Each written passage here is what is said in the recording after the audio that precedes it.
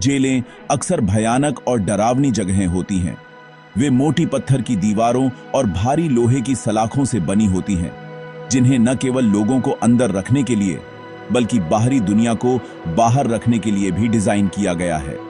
सदियों से इन संस्थानों ने ऐसे लोगों को रखा है जिन्होंने छोटे मोटे अपराधों से लेकर सबसे गंभीर अपराधों तक हर तरह के जुर्म किए हैं।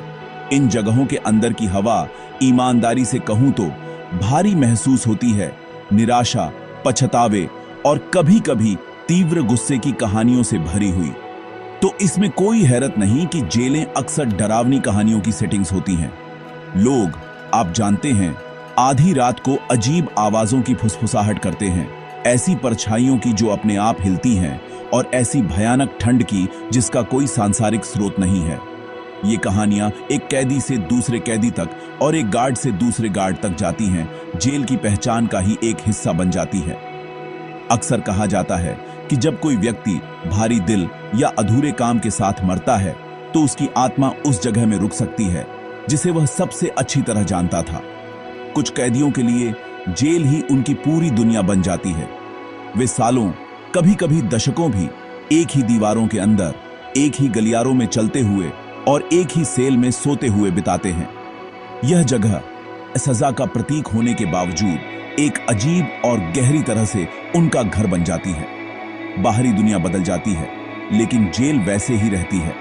तो जब ऐसा कोई व्यक्ति गुजर जाता है तो उसकी आत्मा कहीं और खोया हुआ महसूस कर सकती है। वे उस एकमात्र जगह पर लौट सकते हैं जहां उन्हें लगता है कि वे संबंधित हैं, हमेशा के लिए उन पत्थरों और स्टील से बंधे हुए हैं जिन्होंने उन्हें जीवन में कैद किया था। दुनिया भर की कई मशहूर जेलों को प्रेतवाधित कहा जाता है। अमेरिका में अल्काट्राज या इंग्लैंड में टावर ऑफ लंदन जैसी जगहें अपने भूतिया निवासियों के लिए मशहूर हैं। ये सिर्फ पर्यटकों को डराने के लिए गढ़ी गई काल्पनिक कहानियां नहीं हैं। वे अक्सर उन बहुत ही वास्तविक और दुखद घटनाओं से उत्पन्न होती हैं जो उनकी दीवारों के भीतर घटित हुई थीं। फांसी, दंगे और अकेली मौतें इन जगहों पर एक अमिट छाप छोड़ गई हैं। इन पिछली घटनाओं की गूंज बार बार सुनाई देती है। अपनी अकेली रात की गश्त पर गार्ड खाली गलियारों में जंजीरों की खड़खड़ाहट सुनने या ऐसे सेलों में क्षणभंगुर आकृतियां देखने की रिपोर्ट करते हैं जो सालों से खाली पड़े हैं। ऐसा लगता है जैसे वहां अनुभव की गई तीव्र भावनाएं इमारत के ही हर कण में समा गई हैं। इन कई प्रेतवाधित संस्थानों में इंग्लैंड की हर मैजेस्टीज प्रिजन डरहम की एक खास तौर पर भयानक प्रतिष्ठा है। यह एक बहुत पुरानी जेल है जिसका इतिहास सदियों पुराना है। इसने अनगिनत आत्माओं को अपने दरवाजों से गुजरते देखा है, जिनमें से कई कभी वापस नहीं गए। डरहम के बारे में बताई गई कहानियां कई हैं, लेकिन एक दूसरों से ज्यादा खास है। यह एक गलत तरीके से आरोपी व्यक्ति की न्याय की तलाश या एक हिंसक अपराधी की बदले की तलाश की कहानी नहीं है। इसके बजाय यह एक कैदी की अजीब और दुखद कहानी है जिसने अपनी जेल से इतना प्यार किया कि उसने मरने के बाद भी इसे छोड़ने से मना कर दिया। उसका नाम डेविड डेविस था और उसकी आत्मा आज भी सीविंग के गलियारों में घूमती बताई जाती है। डेविड डेविस कोई खास बदनाम अपराधी नहीं था। वह एक सीधा सादा आदमी था। पहले कोयला खदान में काम करता था जो कानून के गलत पक्ष में आ गया था। 1869 में उसे धोखाधड़ी का दोषी ठहराया गया और डरहम जेल में लंबी सजा सुनाई गई। विक्टोरियन जेल में जीवन बहुत कठोर था। काम मुश्किल था, खाना सादा था और अनुशासन सख्त था। ऐसे हालात में कई लोग टूट जाते थे। उनका हौसला नीरस और बेरहम दिनचर्या से कुचल जाता था। लेकिन डेविड डेविस अलग था। उसने जेल के जीवन को इस तरह से अपनाया जिससे सभी हैरान रह गए। उसे जेल की सख्त संरचना के भीतर एक अजीब तरह का अनुशासन और मकसद मिला। वह नियमों को जानता था। उसने अपना काम लगन से किया और वह अपने आप में रहता था। सालों से जेल की दीवारों के बाहर की दुनिया में नाटकीय रूप से बदलाव आया, लेकिन डरहम जेल के अंदर डेविड का जीवन लगभग वैसा ही रहा। वह अपनी सीमा के भीतर बूढ़ा हो गया। जिन गार्डों ने पहले उसके आने की प्रक्रिया की थी वे रिटायर हो गए और नए युवा लोगों ने उनकी जगह ले ली। साथ के कैदी आते जाते रहे, अपनी सजा काटकर ऐसी दुनिया में लौटते रहे जिसे डेविड अब नहीं जानता था या समझता था। वह एक तय हिस्सा बन गया, जेल के परिदृश्य का एक स्थायी हिस्सा। दूसरे कैदी और यहां तक कि कर्मचारी भी उसे अपने आप में एक संस्था के रूप में देखने लगे। वह बूढ़ा आदमी था जो हमेशा वहीं रहा था, एक शांत और विनम्र व्यक्ति जो अपने जीवन में अपनी किस्मत से पूरी तरह संतुष्ट लगता था। असाधारण 50 साल की सजा काटने के बाद 1919 में डेविड की रिहाई का दिन आखिरकार आया। वह अब एक बूढ़ा आदमी था और अधिकारियों को लगा कि उसने समाज का अपना कर्ज चुका दिया है। लेकिन डेविड अपनी आने वाली आजादी को लेकर खुश नहीं था। जेल छोड़ने के विचार से उसे गहरा डर महसूस हुआ। बाहर की दुनिया उसके लिए एक अनजान देश थी। उसके पास कोई परिवार नहीं बचा था, कोई दोस्त नहीं था और कोई घर नहीं था जहां वह जा सके। जेल अपनी परिचित दिनचर्या और अनुमानित दिनों के साथ एकमात्र घर था जिसे वह आधी सदी से जानता था। उसने जेल के गवर्नर से उसे रहने देने की विनती की, उसे अपनी बाकी की जिंदगी अपनी सेल के परिचित आराम में बिताने की अनुमति देने के लिए। हालांकि उसकी दलीलें अनसुनी रह गईं। कानून था और उसकी सजा पूरी हो चुकी थी। उसे रिहा करना पड़ा। भारी मन से डेविड डेविस जेल के दरवाजों से एक आजाद आदमी के रूप में बाहर निकला, लेकिन उसे पहले से कहीं ज्यादा खोया हुआ और कैद महसूस हुआ। 20वीं सदी की शुरुआत की हलचल भरी सड़कें, मोटर कारें और बदले हुए फैशन उसके लिए बहुत ज्यादा थे। वह डरहम की सड़कों पर भटकता रहा, एक अकेला और भ्रमित व्यक्ति, ऐसी दुनिया में पूरी तरह से खोया हुआ जो उसके बिना आगे बढ़ चुकी थी। अपनी रिहाई के ठीक 3 हफ्ते बाद बूढ़े आदमी का शव मिला। उसकी मौत हो गई थी, अकेला और बेसहारा। लेकिन उसकी कहानी, पता चला, अभी खत्म नहीं हुई थी। डेविड डेविस की अकेली मौत के कुछ ही समय बाद सी विंग में अजीबोगरीब चीजें होने लगीं। जेल का वो हिस्सा जहां उसने अपने 50 साल में से ज्यादातर समय बिताया था, यह धीरे धीरे शुरू हुआ। उसकी पुरानी कोठरी में रखे गए कैदी एक अचानक अजीब ठंड की शिकायत करते थे जो कमरे में आ जाती थी, यहां तक कि गर्म रातों में भी। वे अदृश्य आंखों द्वारा देखे जाने की भावना के बारे में बात करते थे, एक लगातार और परेशान करने वाली उपस्थिति जो उनकी त्वचा को झकझोर देती थी। शुरू में गार्डों ने इन शिकायतों को कैदियों द्वारा सेल बदलने की तलाश में या बस घबराए हुए पुरुषों की कल्पना के रूप में खारिज कर दिया। उन्होंने कैदियों को अपनी मूर्खता रोकने और कुछ नींद लेने के लिए कहा। हालांकि कहानियां नहीं रुकी।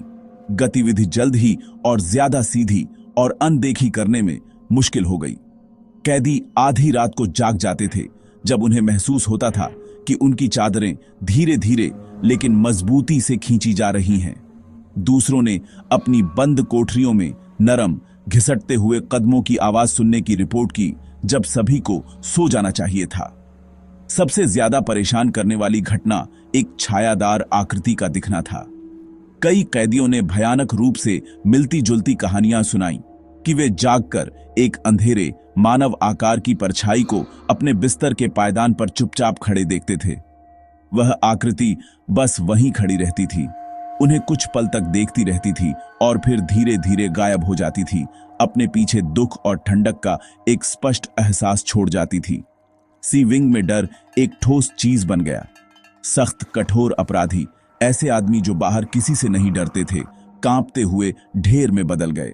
वे चिल्लाते और अपनी कोठरियों के दरवाजों पर पीटते, गार्डों से उन्हें स्थानांतरित करने की भीख मांगते। कई लोगों के लिए नींद असंभव हो गई क्योंकि अंधेरे में क्या हो सकता है इसका डर बहुत ज्यादा था। गार्डों को भी अजीब घटनाएं अनुभव होने लगीं।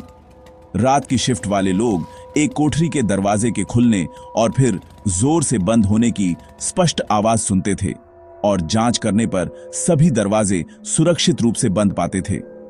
उन्हें अपनी गश्त के दौरान ठंडी जगह महसूस होती थी और कभी-कभी एक कोने के चारों ओर एक आकृति को गायब होते हुए क्षण भर के लिए देखते थे।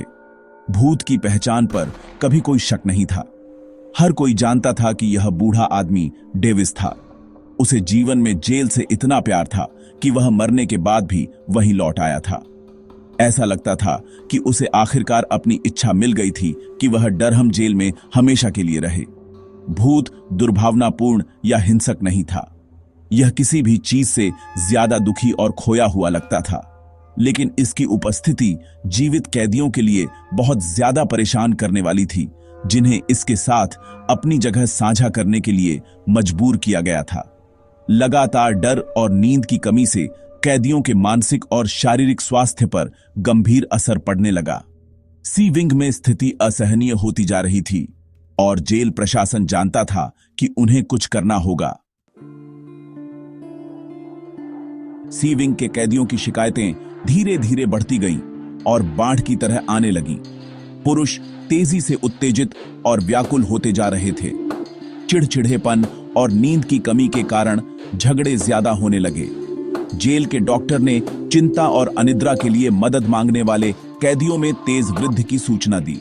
यह स्पष्ट था कि यह सिर्फ बड़े पैमाने पर हिस्टीरिया का मामला नहीं था। कोई चीज वास्तव में पुरुषों को डरा रही थी। गवर्नर, एक व्यावहारिक और सीधे साधे आदमी को एक ऐसी समस्या का सामना करना पड़ा जिसका कोई तार्किक समाधान नहीं था। आप एक ऐसे कैदी को कैसे अनुशासित करते हैं या उससे छुटकारा पाते हैं जो पहले ही मर चुका है? वह बस पुरुषों से बहादुर बनने और भूत का सामना करने के लिए नहीं कह सकता था। प्रशासन ने हर संभव कोशिश की। उन्होंने एक पादरी को विंग को आशीर्वाद देने और भूत भगाने के लिए बुलाया। उम्मीद है कि डेविड डेविस की परेशान आत्मा को शांति मिलेगी। प्रार्थनाएं की गईं और हर सेल में पवित्र जल छिड़का गया, लेकिन इसका कोई असर नहीं हुआ। घिसटते हुए कदम जारी रहे। सोए हुए पुरुषों से चादरें अभी भी खींची जाती थीं और दुखी छायादार आकृति अपनी रात की निगरानी जारी रखती थी। उन्होंने सबसे सक्रिय सेलों से कैदियों को घुमाने की कोशिश की, लेकिन घटनाएं बस उनका पीछा करती रहीं या नए रहने वालों को प्रभावित करने लगीं। डेविड डेविस का भूत सिर्फ उसकी पुरानी सेल से ही नहीं, बल्कि पूरे विंग से जुड़ा हुआ लगता था। लगातार व्यवधान और डर एक गंभीर सुरक्षा जोखिम बन रहा था। कैदियों का कल्याण जेल की जिम्मेदारी थी और वे स्पष्ट रूप से पीड़ित थे। महीनों की बढ़ती घटनाओं और पैरानॉर्मल समस्या को हल करने के असफल प्रयासों के बाद जेल अधिकारियों ने एक कठोर और अभूतपूर्व निर्णय लिया। यदि वे भूत को सी विंग छोड़ने के लिए नहीं कह सकते थे, तो उन्हें जीवित लोगों को इसके बजाय इसे छोड़ने के लिए कहना होगा। यह हार स्वीकार करना था, एक ऐसी शक्ति के सामने आत्मसमर्पण करना जिसे वे देख या समझ नहीं सकते थे। अंतिम समाधान सरल था, वे पूरे विंग को छोड़ देंगे और इसीलिए एक एक करके कैदियों को सी विंग से जेल के अन्य हिस्सों में ले जाया गया। बैरकों के भारी स्टील के दरवाजे बंद कर दिए गए, जंजीरों से बांध दिए गए और बोल्ट लगा दिए गए। उस दिन के बाद से कोई भी कैदी वहां कभी नहीं रखा गया। विंग को उसके एक स्थायी निवासी के लिए छोड़ दिया गया। आज डरहम जेल में सी विंग शांत और खाली है, एक ऐसे कैदी का एक बंद स्मारक जिसने छोड़ने से इनकार कर दिया था। डेविड डेविस की कहानी एक भयानक चेतावनी के रूप में काम करती है कि कुछ दीवारें सिर्फ जीवित कैदियों से ज्यादा कुछ रखती हैं।